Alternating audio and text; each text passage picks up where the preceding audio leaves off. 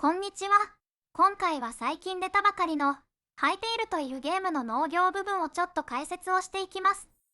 バージョンは2026年1月15日時点のものですので、ご注意ください。農業をする前提として、必ず鉄が必要となるので、まだ鉄を入手していない人は先に探検をしてきてください。地下で銅の装備が整ったら、氷か砂漠地帯に行くのがおすすめです。では、始めます。農業に必要なアイテムはだいたい作業台から作る農業作業台が必要です。この中にクワ、じょうろ、バケツがあるので作ってください。クワは土を耕すことができます。じょうろ、バケツは水源をクリックすることで水を吸えます。マインクラフトと違うのは、耕された土の横に水源があっても水が浸透しないという点です。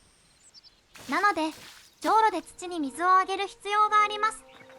この状態の土に対して種を植えることで作物が効率よく育っていきます。では、その植える種を作成していきます。周囲を探索すると、大抵どこかに実っている作物があるので、それらに F キーを押すことで収穫できます。そうすると、作物に加えてエッセンスオブライフというものが取れます。このエッセンスオブライフで種を作成することが可能になります。では、作成した種を植えていきましょう。また、水をあげていない状態の土でも一応作物は育ちます。しかし、成長がとても遅いので気をつけてください。だいたいゲーム内時間の1日ほどで成長します。見ての通り、水をあげていない作物は成長がとても遅いです。耕した土や成長した作物の上でジャンプしても問題ありません。収穫時に採れた作物やエッセンスオブライフで農業作業台のティアを上げられます。ティアが2になることで麦とレタスをエッセンスオブライフに変換することができるようになります。また、新たな作物の種も作れるようになっています。あとは新たな作物を収穫して農業作業台のティアを上げていくのを繰り返します。基本的な部分はこれで終わりです。次はティア2で作れる無限種の紹介をします。無限種のレシピは忘れ去られた神殿のポータル先にある台座を調べることで手に入ります。10種類の生物と出会うことで1つ目の報酬を受け取れます。この中に麦とレタスの無限種のレシピがあります。世界を探検して新たな生物に遭遇していけば、別の無限種のレシピを含む様々な報酬がもらえます。要求素材的にある程度作物を収穫し終わっている状態で作るのがおすすめです。では、実際に無限種を植えてみましょう。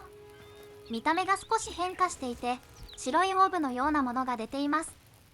成長したものを収穫すると、その場に苗が残ります。なので、いちいち植える手間が省けるということです。次はティア3で作成できる肥料の紹介をします。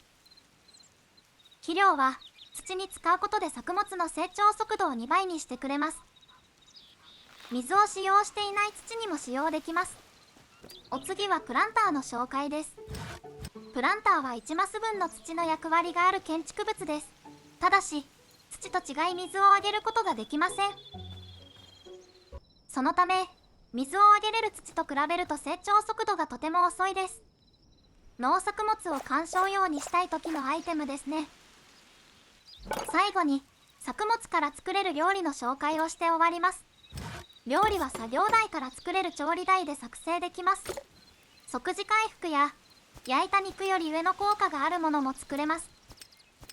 ただ、レシピを開放しないと作れないものもあります。レシピは忘れ去られた神殿にいる NPC や村にいる NPC と交換することで手に入ります。